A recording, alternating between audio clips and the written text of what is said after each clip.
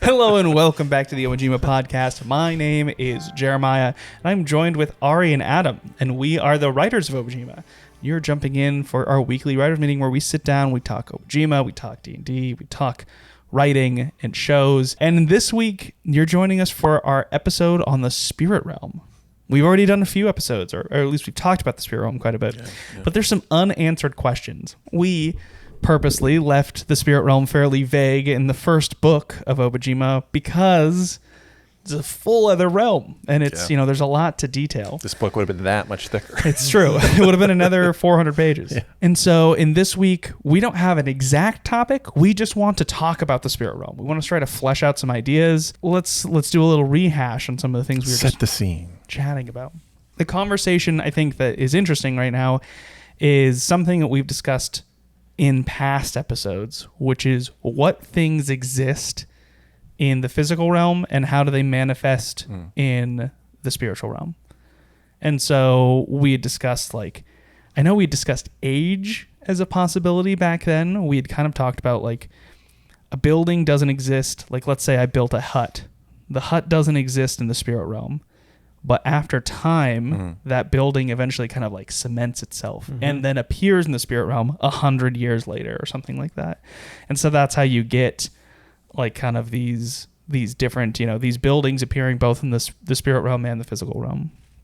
We've also kind of mentioned that buildings in the spirit realm can be different than those in the physical realm. So you'll have a house, somebody's house in the physical realm, which is a gambling hall in the spirit realm. So how does that exist? How are they overlapped on top of each other?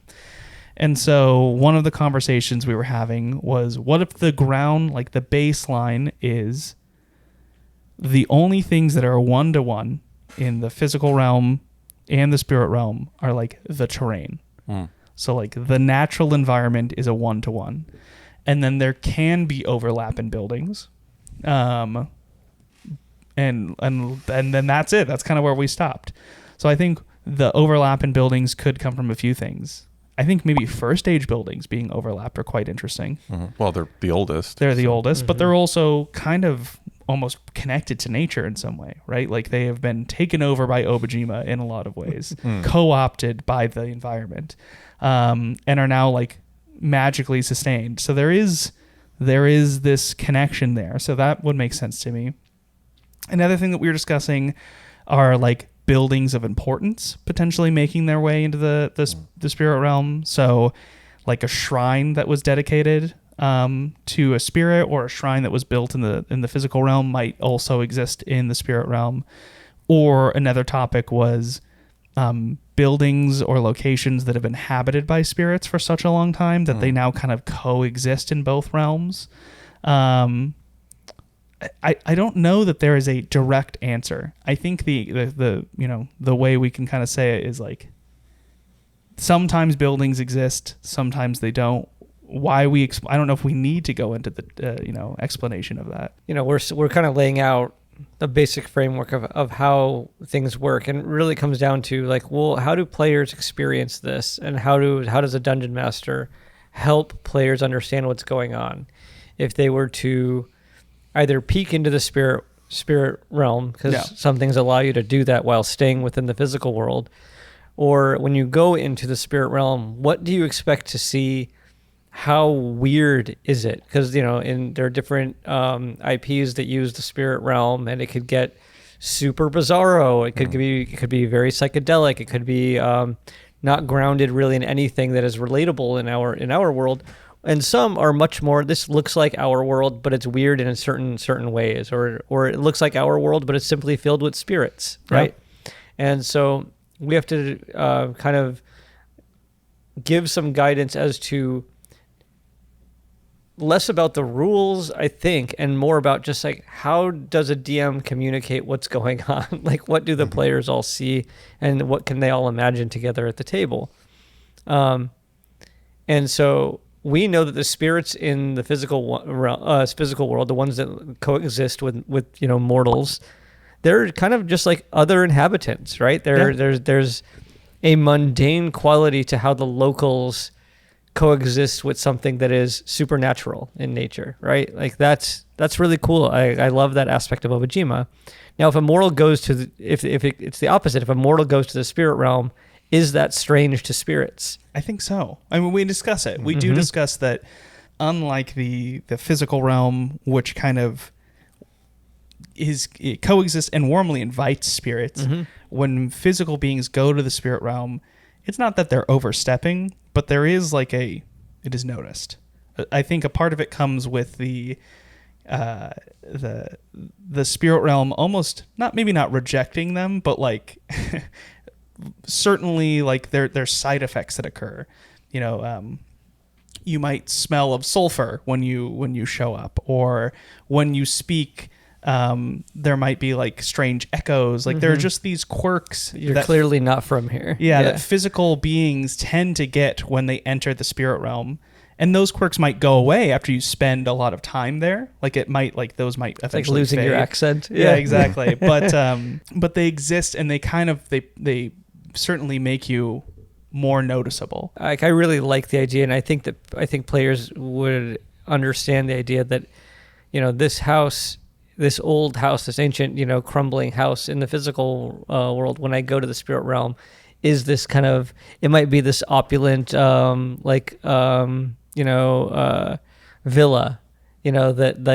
whatever a spirit, villa might look like over here. And it's like, oh, okay, and that might give you hints of what what this crumbling structure might have looked like in its heyday, but that never really crumbled and fell apart in the spirit realm. And I think that finding those types of connections, and I think what we do is provide, if we want to spill more ink on this topic, is provide guidance on that. What are the types of treatments that spirit realm analogs would have to things in the physical world? And stuff like that. What are the different let's say there's a house sitting in the middle of the Gale Fields. If you were to flip a button, what are the different outcomes that could occur if you suddenly transported to the spirit realm? You might see a village around the house. You might see a village around the house. The house might not exist. It might be ruins. It might be a castle. And I think that's what we offer. Yeah. Is what those things are. And then again, I've probably said this too much on this, but things like the spirit realm, or in D&D when we're talking about the Feywild, or even in talking about Avernus, things that are other realms of existence, the more we know them completely, the less magical they are, the less interesting they become as a thing to explore. Yeah. One of the things, I think the primary elements that make them interesting places to adventure in is how the discovery of what this place is, which means that discoverability can't just be I don't know, because you're not discovering anything. So we have to, again, equip DMs and also give DMs, deputize them to say, you are going to decide part of this. Yeah. Right? Because we don't want to tell you everything definitively about this place. There are going to be rules that we want to do. If there are taboos in the spirit realm, we want to be able to call those out, because those become fun adventure hooks. You said the wrong thing, or you were wearing the wrong shoes when you came in here, or something like that. There's also a different culture in the spirit realm. Yep. A completely different culture. Yep. There's probably a subsect of spirits. They have their own language here. They have their own language, but there's also a subsect of spirits that probably don't, they don't want to leave the spirit realm. They want to stay within the spirit realm. And so outside physical realm culture or physical realm objects are things they don't enjoy. So it's we're kind of building a sort of toolbox framework for dungeon masters with rules. Here's sort of what the things look like. Here's kind of the on off, you flip back and forth. This is what you might see, and then we're just saying, here are the basics. Yeah. And now this realm really is kind of your imagination. Because what the book doesn't, currently the book doesn't do a whole lot it doesn't provide a lot of scaffolding if I want to do an adventure in the spirit realm. Yeah. Right? Okay, this is it. We're going in. We're going to be here, for, a couple sessions. Yeah. What does that mean? We mostly talk about how spirits interact in the physical world, and then we touch on the spirit realm from time to time. Yeah. But if we wanted to push that further, I think what we would do is we could talk about how kind of what it's like the analog is from one realm to the net, or the physical world to the spirit realm, what those are. But then I think we just come up with cool locations that are just in the spirit realm and be like, this is how this location works. Yeah. And you can drop this where you want to. Or do we offer an overlay map of just like, this is a map of the spirit realm, which I think makes it mundane quickly. And and I know that we're saying like the physical stuff has a parallel in the spirit realm, that they occupy essentially the same space, but are resonating on basically different frequencies. That's kind of what's happening. So maybe that is true. Like if I were to look at this map of Obojima, it's like, cool, put on your spirit realm, goggles and you'll see what's going on there, Just flip the map to make it negative. Right. Like Ilua exists in both places. We actually have a location that exists, that when you're crossing this river on the ferry, you're actually going into the into the spirit realm. If I'm remembering correctly, that this place kind of exists in both places at once. And so maybe there are more places that are like that are these kind of transition points within Obojima. But then what are some cool spirit realm specific locations that are here? And I think that'd be really cool, because then you get to, like, as part of that write-up, we would then be like, when you go to this location in the physical world, this is what you find. This is what you get to see. Maybe it's just like this field of flowers where the flowers never die. It's like, oh, okay, that's interesting. Like, what's going on here?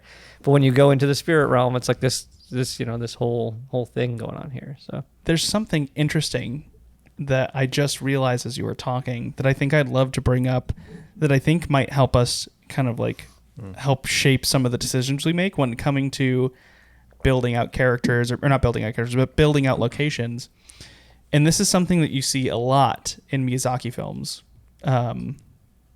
which is this idea that the physical realm has lasting effects on the spiritual realm, but not so often the vice versa. Where it's like, if I cut a tree down in the forest, that is going to affect me because now I get wood, but like that could be the house of a spirit in the spirit, it could be that tree is important, or maybe it's holding up one of the structures of a tree fort in the spirit realm or something like that.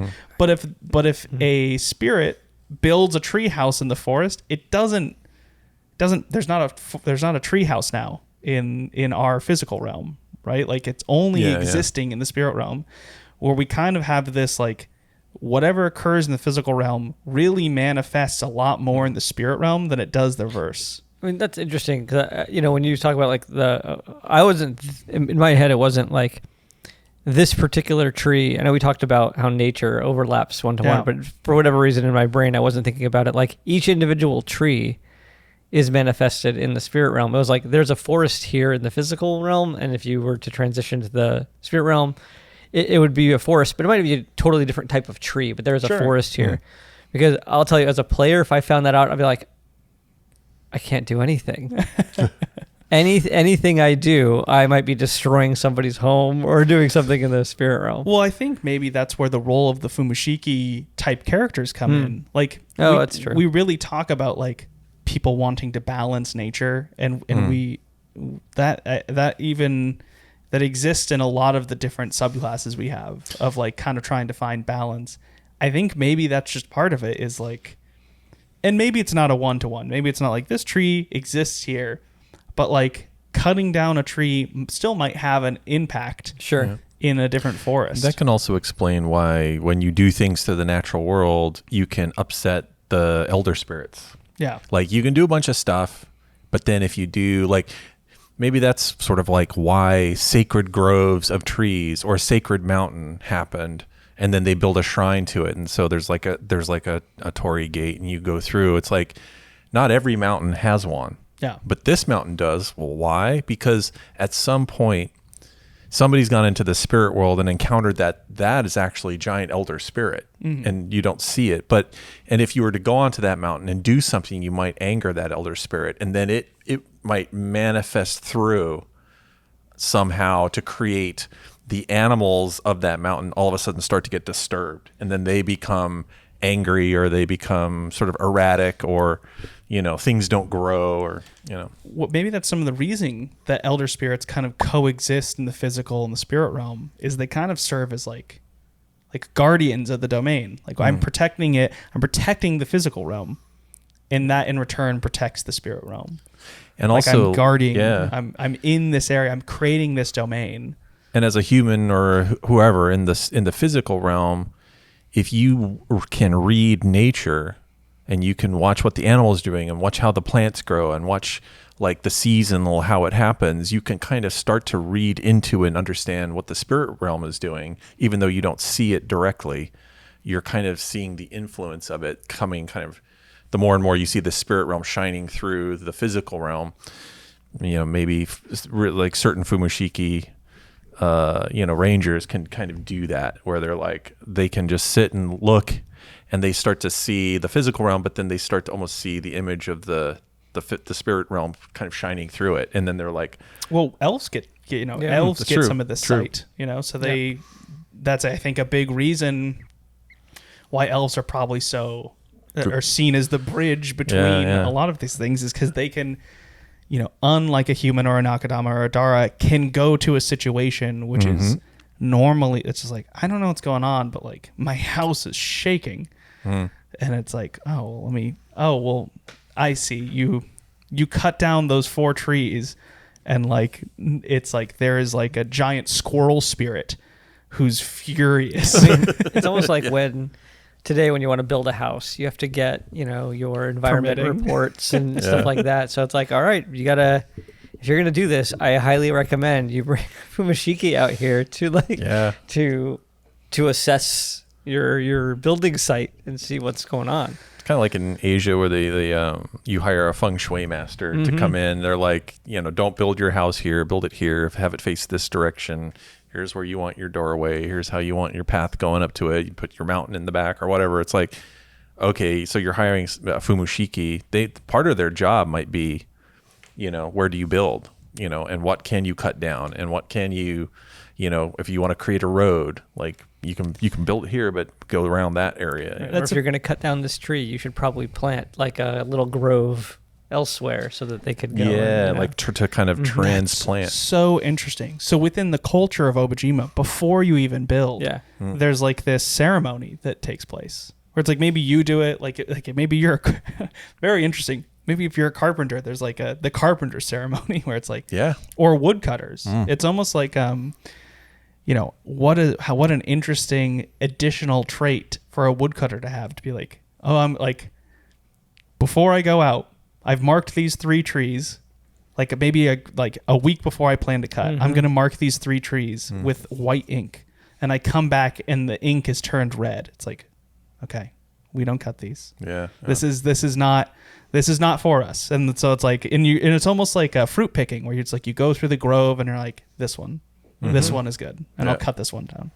And it's almost like like this like ceremony, this ritual to commune with nature, but also with the spirit realm. But not necessarily by like, I'm going to go talk to the spirits. And it doesn't have to be like, it's not even like religious in nature. It's more just like practical. It's practical. It's practical. This is what we do. Like, we don't want to mess stuff up. We don't want to get in trouble.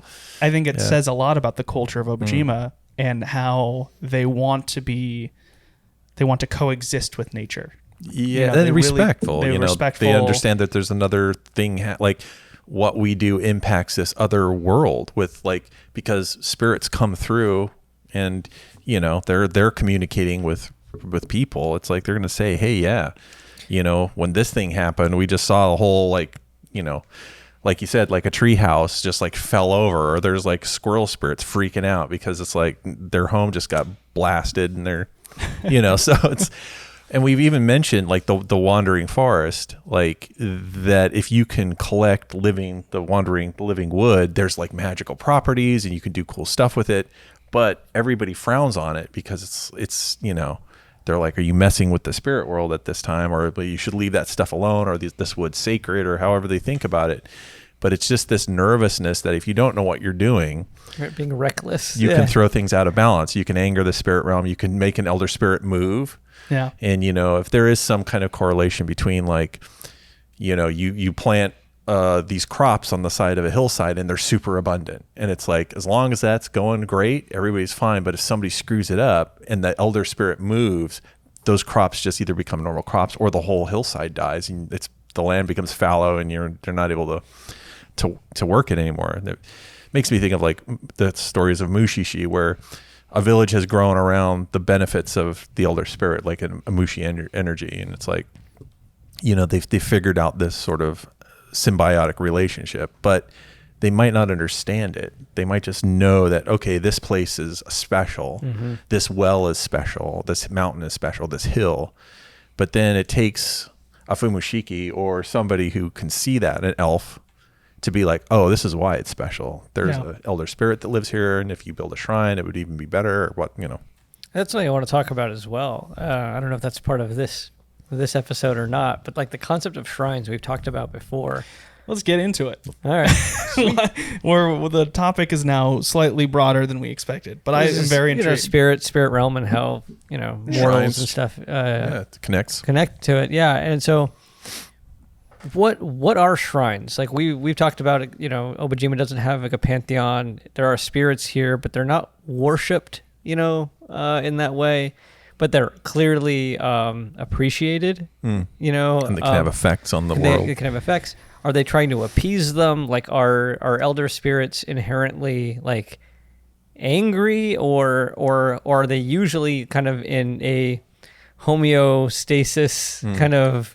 But things can throw off their balance. And what do shrines actually represent here to the elder spirits? Do they actually have an impact on the elder spirits? Like, do elder spirits even acknowledge them, or is this a way for mortals to say like, hey, we appreciate you?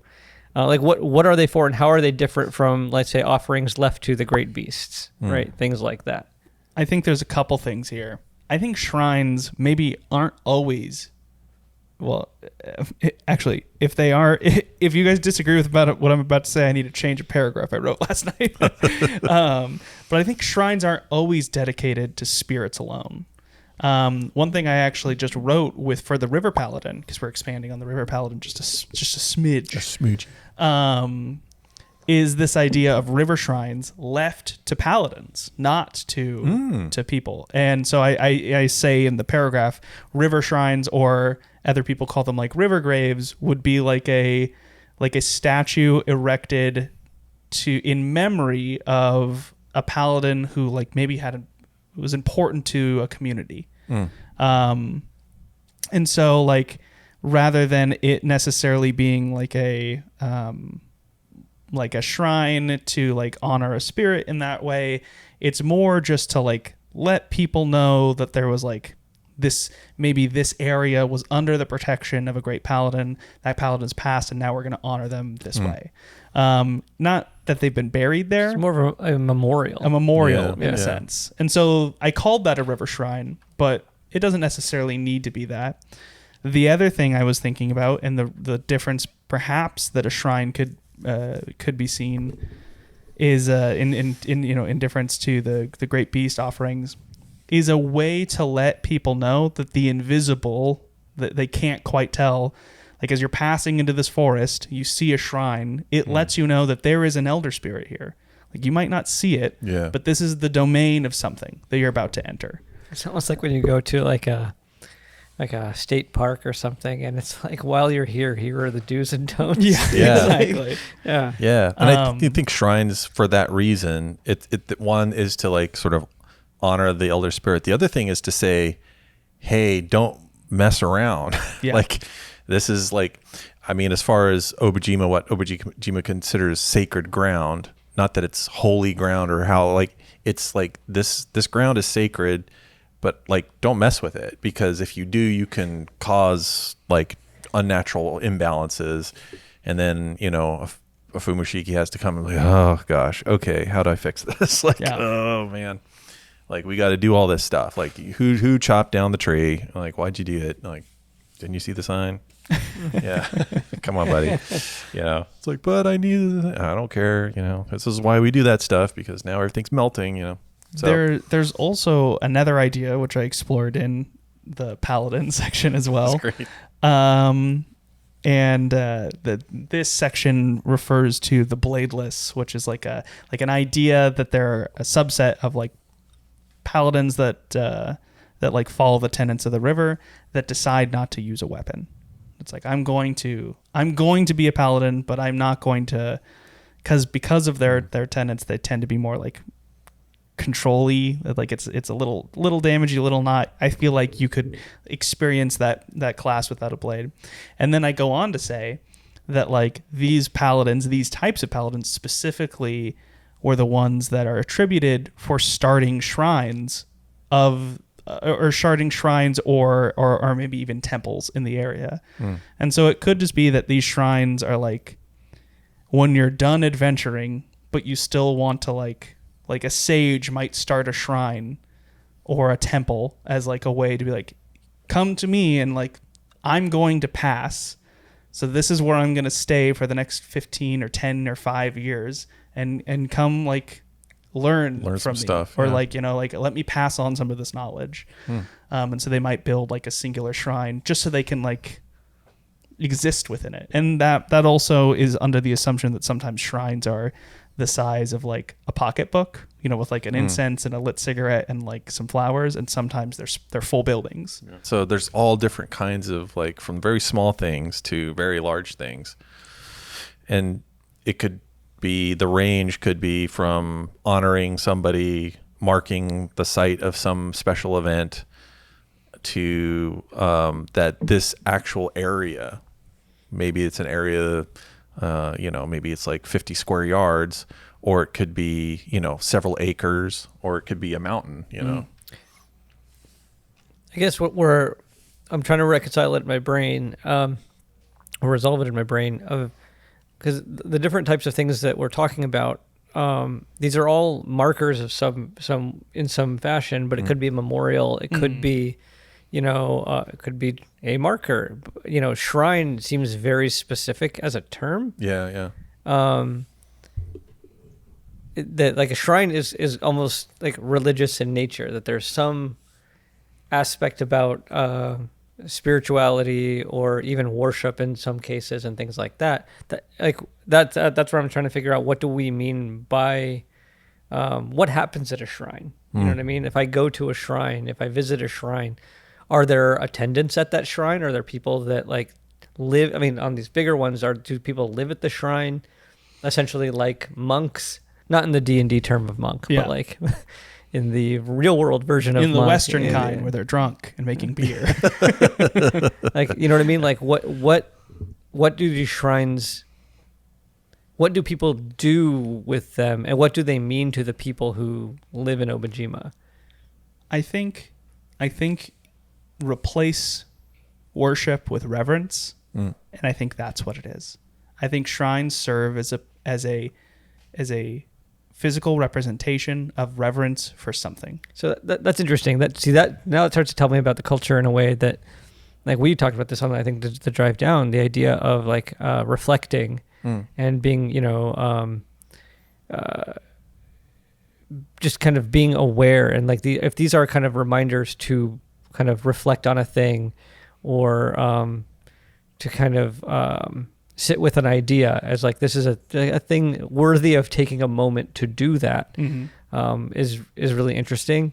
You know, like let's say there's an elder spirit that sleeps in a mountain, but there's something about this elder spirit, there's some message, or there's some attribute of this elder spirit, which then the monks or whoever it is, Fumushiki or somebody who lives there who understands it, and they've built a shrine. And when you go there, you can kind of like learn of the story of this elder spirit, but kind of within that is kind of this reflective or reverent, where the reverence comes from. It's like this elder spirit is doing a service by, you know, making these fruit trees bloom all year round. It's like, and so we revere that, like it's giving this gift, this inexhaustible gift.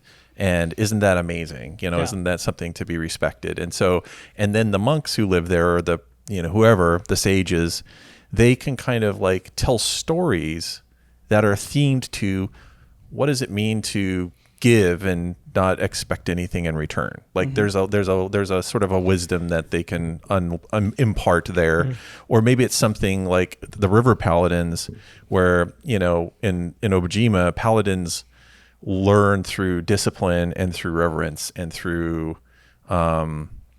like non-divine means. Yeah. So Practice of tenets. So it could be these elder spirits are giving tenets, of a type. I think you said something that it was really interesting, which is what is it to give without expecting something back in return?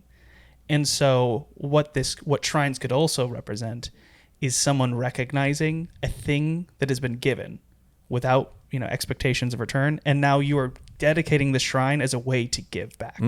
So it's like, so let's say this example, there's this elder spirit on the side of the mountain that blooms fruit for travelers, and it's everyone participates in it, and a fumushiki or a sage walks by and learns of it. They spend some time in the glade or wherever it is, and they meet the elder spirit, and before they leave, they decide to build a shrine, and the shrine is small. And what they do is they leave dried fruit. Like they bring a treat or something for the elder spirit to consume. And that's what that shrine comes from. It's like, that's what that shrine becomes known for, is as people pass by, it's like, I know you don't expect this, but we're going to offer this to you as a gift. So like, this is like here we're going to remember you, and maybe everyone drops off like a sweet treat for the person, or the elder spirit rather. I think that's really interesting to just be like, hey, we are respecting and giving back a thing that you didn't expect anything for. It could be a lot of different versions of that, but like another one could be like maybe it's just a tree, but the fruit it gives off, the priest then dries that, and then travelers that walk along the path to get a piece of this. But it's like lembas bread. Like you can just take a pinch of it, and that's enough for a day. That's like interesting. It gives you, so it's like, there's this very small amount, but it's super powerful and potent, and that's sort of like the message of this place. And just by you showing up and even just paying attention, or whatever it is, like contemplating, that's enough for the elder spirit. The elder spirit just kind of not necessarily feeds on that, but is kind of honored or revered, and that's kind of enough for it. So to bring this back to the spirit realm, would elder spirits also be kind of honored in this way, revered in this way, respected in the spirit realm? You know what I mean? Are elder spirits something different? Like, I don't want to overly categorize spirits, as we've talked about before, but we clearly know that elder spirits are something different in kind, while being also being spirits, right? They're a different type of spirit. Are they honored also in the spirit realm? I kind of look at elder spirits and non-elder spirits, I guess minor spirits, as like if your dog could talk. In your relationship with your dog, if your dog could talk, in the sense that like we both coexist in the same place, and like we help each other, and my dog's a good friend, and we get to speak and we chat, and I'm their best friend. But at the exact same time, it's like at any given point, I can do 1,000 things that my dog just is incapable of comprehending, like trying to drive or cooking a meal. It's like those are things that are just out of reach. And first of all, the way I look at it is like they might coexist and they might commune with each other, but like when the egg folk spirit comes up to the divine spirit of nature, or whatever, not the divine's a bad word, the elder spirit of nature for this forest, it's just like the egg spirit couldn't also be in awe. Yeah, right? It couldn't comprehend what like it'd be like, ooh. Like the egg spirit would be like, I can cook you a great meal, and the elder spirit's like, I could I could birth a forest with Thinking my about at like, will. like in Mononoke, the way the Kodama gather around Yes. the Night Walker, or is that what it's called? I can't remember now. When the Spirit Forest turns into the other thing, and then or even like the way the giant wolves and the boars still kind of deferred to the spirit of the forest. Or even like in Spirited Away with the river spirit comes in and everybody's like, oh, we gotta like help this thing, and then when they pull the bicycle, all the garbage comes out of it, and then there's that weird sort of like kind of psychedelic scene where the river spirit goes and it like changes the whole image, but it's very different than all the other spirits that live in the bathhouse. It's like from another sort of realm. So it is different. And I was also thinking as we were talking, like, what is, most of the elder spirits we were talking about are stationary, that you build a shrine because that elder spirit will always be there. But what about elder spirits that are mobile, that are moving, like the one in is it Nausicaa or Mononoke, the one that they chop the head off of? That's in Mononoke. That's in Mononoke. Yeah. So that one. Yeah, that one still kind of exists within the forest. That's right. It's like so that, like that it kind of pool. stays in that area. I think an elder spirit example, I don't know if you'd call it an elder spirit, but like No Face could potentially be an elder spirit. Yeah. A one that's really It's like hard to oddball. describe exactly, but like at a certain point you can tell that No Face has a lot more power and a lot more influence than everyone else at that current, in the bathhouse. When everyone's bending to No Face's will and it's producing gold and it's eating and everyone's like freaking out, like that is not a spirit that is on the same level as the rest of them. Whether No Face is like an elder spirit classified by Obojima, it's hard to say, but like there's a difference, right? Yeah. Like there is a difference between them. I think thinking of like if we do a book on the spirit realm, it's like that would be another thing, is like the categories of spirits. You have elder spirits that have been there for, who knows how long, and they are like all as close to Obojima as possible. Like they are sort of like the first of Obojima's like offspring, if that's sort of a term we can use here. But like, I think they also represent greater things. Like a mossling is a pest spirit. And it's like represents a little moss guy, and it's a forest spirit, and you might be able to come up with some deeper meaning for the mossling. The mossling doesn't tend to have the same weight that the spirit of the of the wood, unless there's some has. Like great mossling, like the source of all mosslings, which good, or like a spirit that represents the wind in the gale fields. That's like a big elder spirit that represents either a big natural occurrence or like a concept, a big concept. Like Tomgon, which we haven't talked about, is maybe we have talked about. Yeah, I think so. Yeah, there's a big spell. Actually, Tomgon's Fiery Festival Feast is a spirit, or is a spell. It's the elder spirit of festivals. It represents festivals on Obojima, and it also doesn't have a domain. It disappears, and when it does appear, the whole area becomes its domain.